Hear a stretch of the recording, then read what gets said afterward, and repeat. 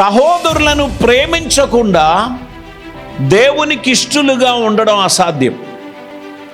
కంటికి కనబడిన సహోదరుని ద్వేషిస్తూ అదృశ్యుడైన దేవునికి ప్రియమైన వ్యక్తిగా మనం ఉండడం చాలా కష్టం.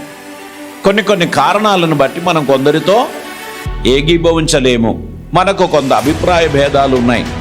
కొంతమంది చెప్పిన ఐడియాలజీ మనం అంగీకరించకపోవచ్చు, దాట్స్ ఓకే. కానీ ప్రేమ లేని వారిగా మనం జీవించడం దేవుని చిత్తం కాదు. కొందరిని ఘోరంగా అసహిస్తూ ఉంటారు.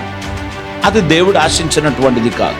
మనకు డిఫరెన్సెస్ ఎక్కడొస్తుందంటే అభిప్రాయములతో మాత్రమే, వ్యక్తులతో కాదు. మనకు కొన్ని అభిప్రాయ భేదాలు ఉన్నాయి, అది ఐడియాలజీతో మాత్రమే. కానీ ఆ వ్యక్తితో మనకు పోరాటం లేదు.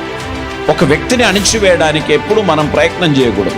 ఆయనకు సృష్టికర్త ఉన్నాడు, ఆయనకు సస్సైనర్ ఉన్నాడు, ఆయనను నడిపించువాడున్నాడు, ఆయనను పోషించువాడున్నాడు, ఆయన జీవితంలో అద్భుతం చేయువాడున్నాడు. గనుక ఆయనను తృణీకరించటం మనకు అప్పగించినటువంటి పని కాదు.